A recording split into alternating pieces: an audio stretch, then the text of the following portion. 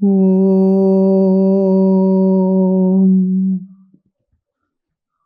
Sthapakaya cha dharmasya sarvadharmasvarupine avatara varisthaya Ramakrishnaya te namaha.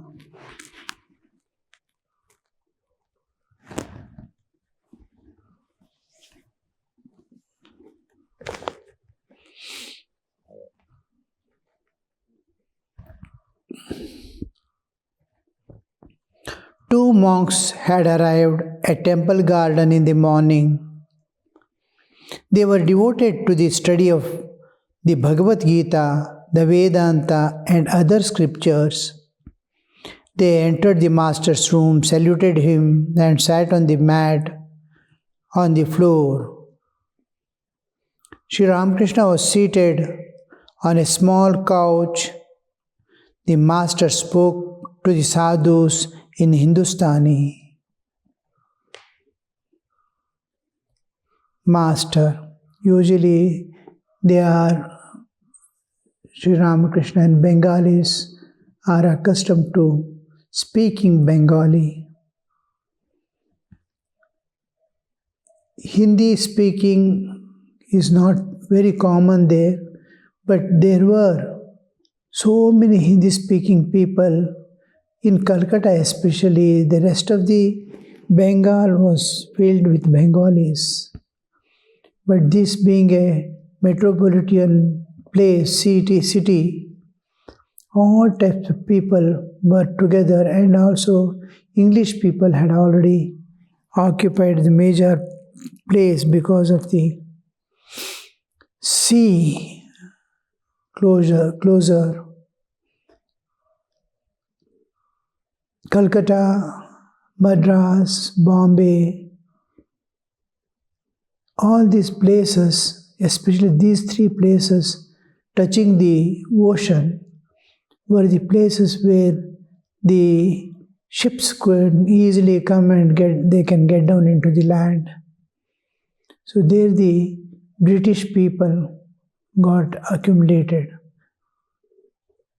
And here we see Sri Ramakrishna speaking a few English words, thank you and all such things, and also Hindi speaking. He is speaking in Hindi, but it will be usually Bengalicized Hindi, not pure Hindi, as it is, because just like Americans speak Indian languages or Indian English, if they want to speak, their tongue doesn't flow so easily. Like that, when the Bengalis speak Hindi or Hindi people speak Bengali, their mother tongue trend of the tongue movements come into picture. So anyway, this Ramakrishna is able to convey to them by speaking Hindi.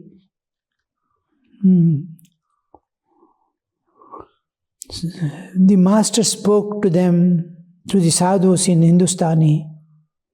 Master, have you had your meal? Sadhu, yes sir. Master, what did you eat? Sadhu, dal and bread. Will you take some? They are asking Sri Ramakrishna. Master, no, I take only a few morsels of rice. Well, your japa and meditation must be without any desire for results. Is not that so? How? The Sri Ramakrishna is giving them personal touch.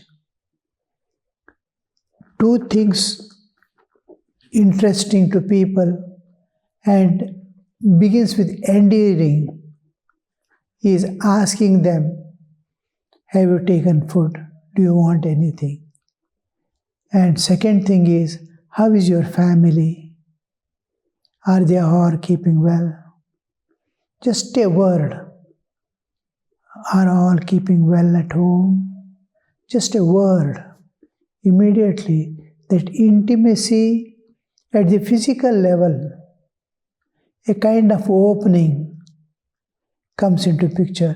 If we talk only business, like even spiritual, anybody coming, just begin the spiritual, again, there is a small thin screen in between. Though the person who comes is also, they are sadhakas, they are interested in Vedanta and Bhagavad Gita, they are studying all those things. And if he begins with Bhagavad Gita and other things also, there is a screen, small screen. When they ask, have you taken food? It is personal touch. It is as if heart is touching heart. That means the person who asks, how are you? Have you taken food? Or how is your family? It touches the heart. It is heart to heart word speaking. Now suppose Sri Ramakrishna begins with the Gita. What does Gita say? Or anything. Immediately, here heart is touching the head, brain. Their brain is opening up. Heart is not opening up. When it shows concern, personal concern about a person. How are you? How did you come? Just how did you come? Oh, I came by on walk. Oh, how hot it is. How could you manage to come so safely and early? It is a touching heart is touching heart. Then it opens up. The absorption of the spiritual teaching doesn't remain at the head now. It slips down into the heart.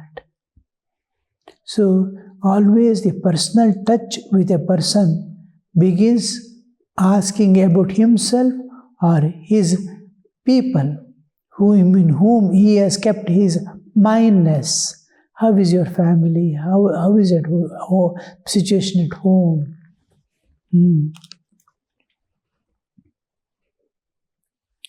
Then he is immediately coming to the spiritual practices because they are especially sadhakas.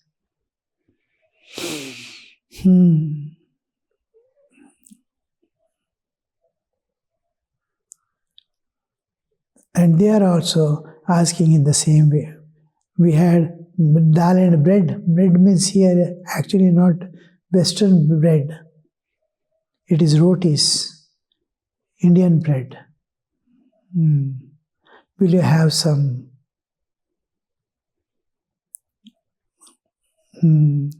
No, I take only a few morsels of rice. Well, immediately he is entering into the spiritual practices.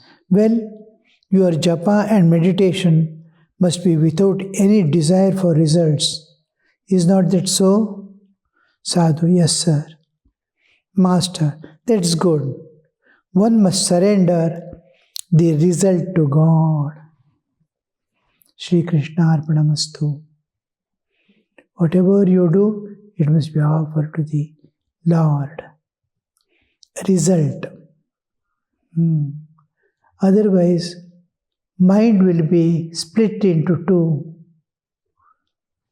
I cannot give my whole mind. If a little understanding, I am doing something. Now I am serving some people. A hungry person is coming at the door and asking, I am hungry, will you give me food? If I give him food, one day when I come, I will be in similar position, I will be getting food from somewhere.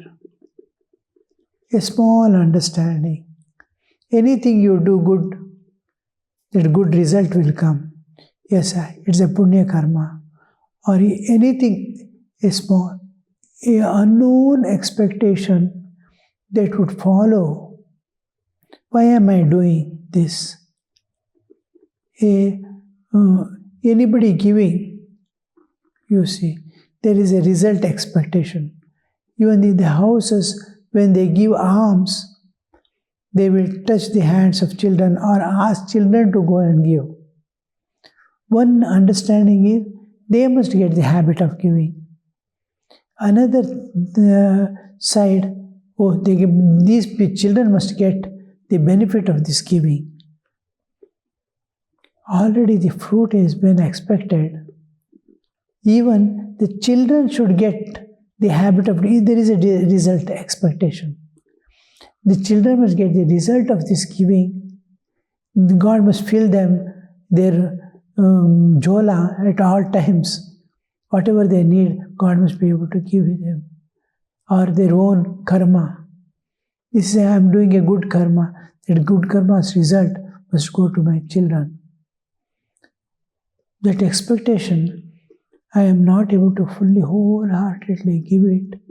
While giving a small obstruction, smallest obstruction, we'll see, Sri Ramakrishna says, even a small fiber stretches out while putting the thread inside the eye of a needle.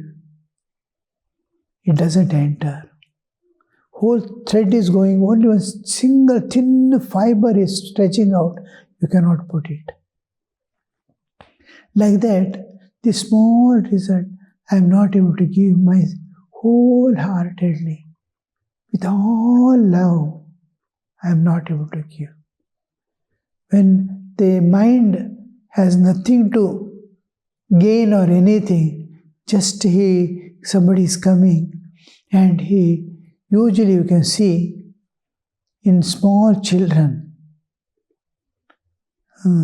how they see anybody coming for begging or anything. They want something to be given. They'll run to mother and father or this and that.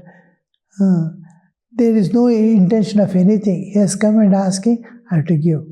How Naren, as a small boy, used to throw the things, take whatever is available in home, clothes or this or that, take and run to give them. Beggars, anybody coming? Anything you will go and give. When the parents saw things which are of use and being used is being given, they used to close the door and keep. You would go upstairs, any beggar comes and throw the clothes from the window. That it must be given. There is no intention of return. He needs, I have. That's all. Now, that in children we see enthusiasm to give. But as we grow, our understanding expands. Then slowly we'll see he needs, I have. And giving now, instead of enthusiasm of childhood, love and concern. Love and concern so easily doesn't come. Compassion and kindness first projects. Oh, he needs compassion. Kindness he doesn't have. He doesn't have, has come for begging. Kindness is awakening. Oh, he needs. I have. Compassion is growing. Now, when we enter into the spiritual world, start doing spiritual practices, that love comes. Last to the extent of God has come in that form. God is asking for alms. So how the evolutionary process takes place, how the internal transformation is taking place. Just a small giving. So from beginning with the desire for fruit until the end. So when japa, Sri Ramakrishna is telling, doing japa, you are doing no, without expecting the results, and it should be done. You are doing it that way. This is, yes, that's the, then he adds to that. results must be offered to God.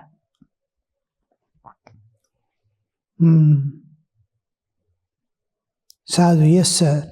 Master, that's good. One must surrender the result to God. Doing japa or anything, the result must go to. When we were in training center, Belur Math, we were taught every work, just beginning, just stand for it, just while going to take up the work, just mentally, just offer yours, I'm going to do this work, be with me, just a small prayer. I think nobody can see. I'm going to do some work.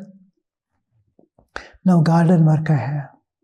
So just I'm stepping out to do that garden work. A mental offering. I'm going to do that, Lord, be with me. Because I'm doing it for Him, to reach Him, to gain His grace and compassion.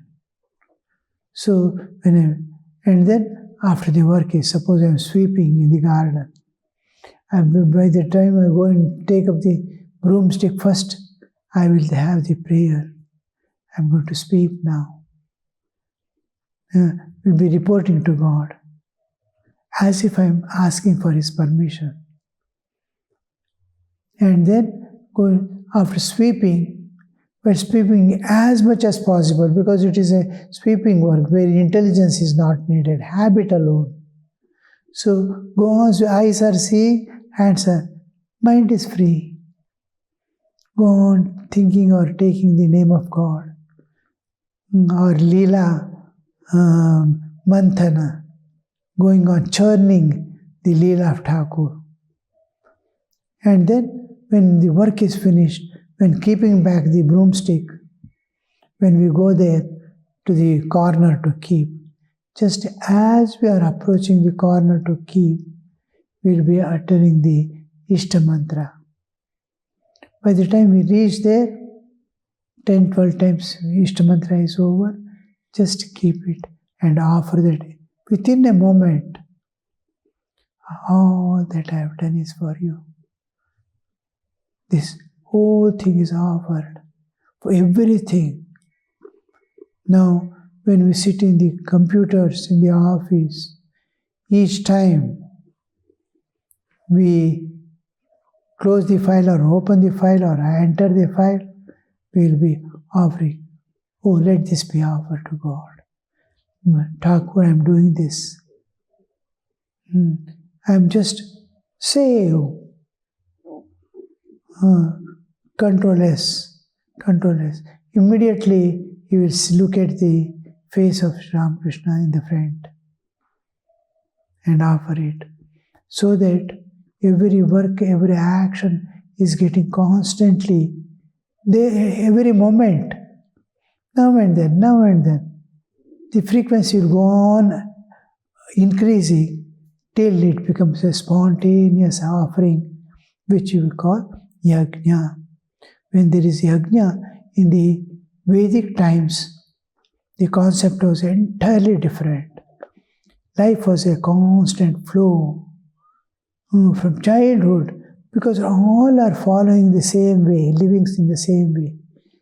Constant. May every breath of mine, may every movement of mine be offered at your feet. The personal God might not have been there, but the impersonal absolute from where the whole thing has emerged, into which the whole thing is going to merge back into that infinity. My small river is flowing constantly. Purna Samudra, and a small stream that I am flowing into it. It doesn't make any difference at all.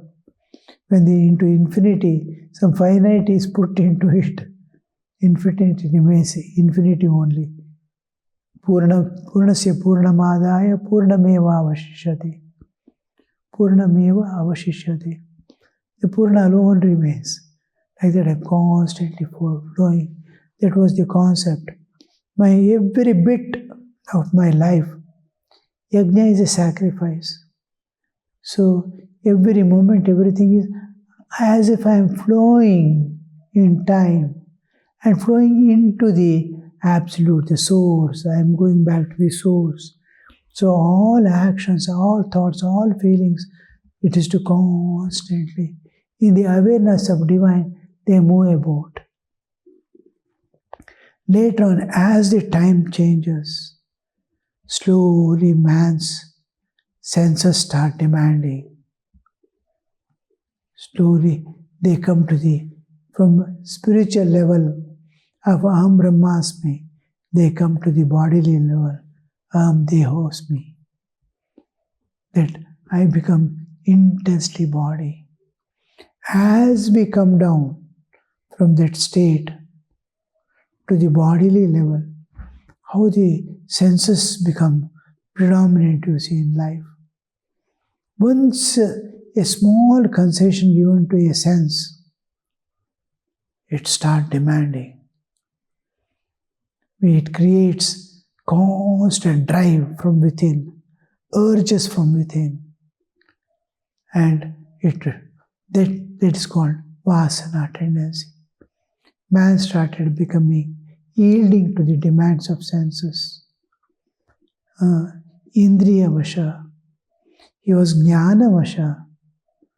He was filled with knowledge and seeing his life is constantly flowing into the Lord. Wherever he is, whatever he is doing is entering into the infinite as an oblation. Just like I am putting something in the fire as an oblation, ahuti, like that my life, everything is going on because I am in the awareness of divine.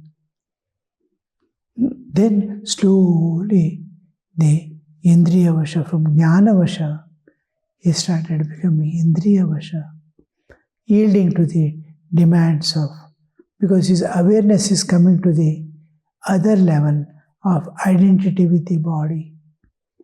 So as the moment we touch the enjoyments, the kartritva becomes stronger as the enjoyership, bhoktritva comes into picture. Bhoktritva, enjoyer, I want to enjoy, I want to enjoy. The moment enjoyment comes into picture, the kartritva, I will do this, I will do this, I want this enjoyment, for that I do. Ego slowly manifests. Atma Jnana, Brahmasmi goes away and I am that I am. More and more identity with body. So the slowly it comes down. Shankaracharya discusses this in Bhagavad Gita Bhashya. When he says the same knowledge had given once to Sun God and how it was flowing down and today it is obsolete and this I am giving to you again the same knowledge. In that context, how did the knowledge started coming down? The flow of knowledge. There he discusses it as Krishna says, I had given this and it was flowing and it slowly started diminishing. The knowledge. What caused diminution? Yes, only Indriya Vasha. And as the man becomes Indriya Vasha, then spiritual knowledge starts coming down, tapering down.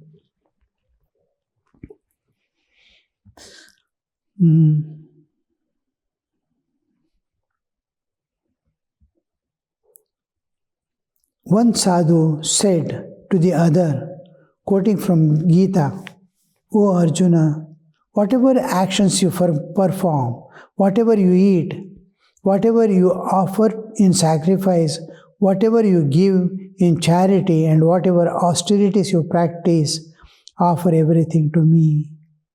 Yat karoshi yadashnasi yajjuhosi dadasi yat tapasyasi kaunteya tat kurushva madarpanam. Krishna says in Bhagavad Gita. That shloka he quotes.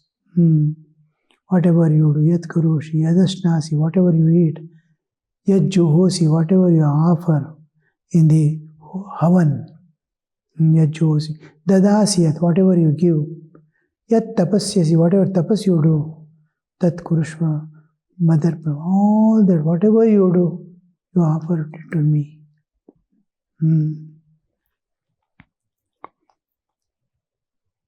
Master, if you give God something, you will receive it back 1,000 times over.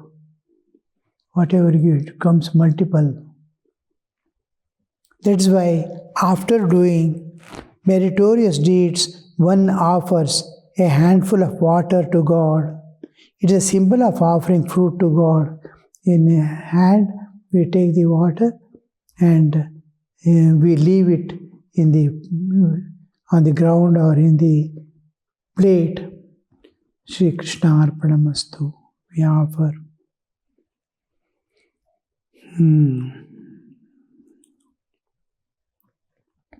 Handful of water to God. It is a symbol of offering the fruit to God. When Yudhishthira was about to offer all his sins to Krishna, Bhima warned him, never do such a thing. Whatever you offer to Krishna, you will receive back in 1,000-fold. To one of the sadhus, well, sir, one should be desireless, one should renounce all desires. Is not that so? Sadhu.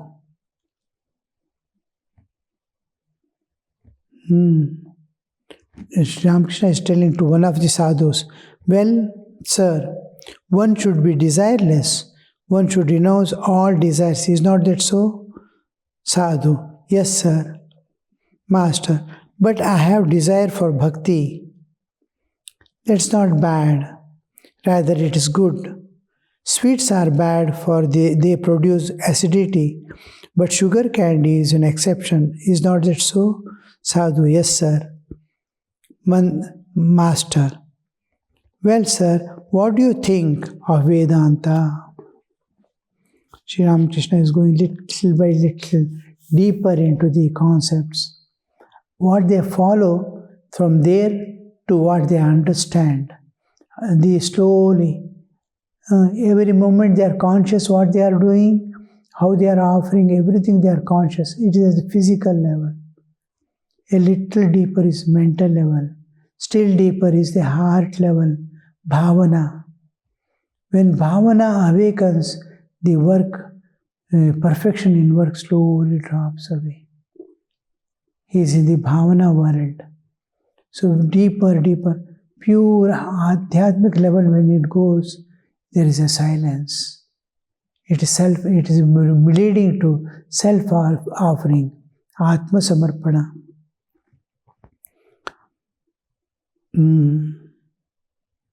What do you think of Vedanta? Sadhu.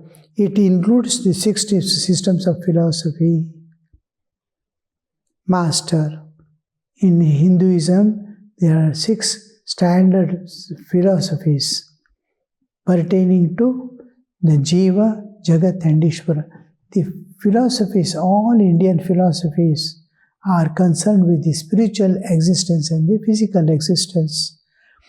That is the relative existence, whole universe as one unit, and the rest of the things. We'll see in the next class. Om Shanti Shanti Shanti Harihi Om Tat Sat Shri Ramakrishna Arpanamastu.